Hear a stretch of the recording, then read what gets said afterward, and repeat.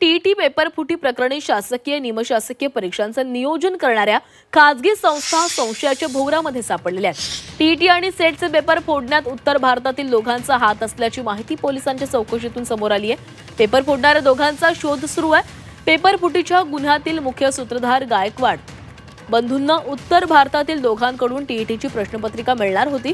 2023 मध्ये त्यांनीच टीईटी आणि सेटची प्रश्नपत्रिका एक दिवस आधी पुरवलेली होती। गेल्या 4 वर्षांपासून ते गायकवाड बंधूंच्या संपर्कामध्ये आहेत। त्यांनी विविध परीक्षांच्या प्रश्नपत्रिका गायकवाड बंधूंना पुरवल्याचा संशयही आहे। शासनाकडून बहुतांश परीक्षांचे नियोजन राज्याबाहेरील खासगी संस्थांना दिले जातं। ऑनलाईन अर्ज घेणं, बैठक व्यवस्था करणं, प्रश्नपत्रिका काढणं, निकाल जाहीर करण्याची जबाबदारी या संस्थांवर असते। यातील कर्मचाऱ्यांना हाताशी धरून पेपर फोडण्याचे प्रकार घडतात।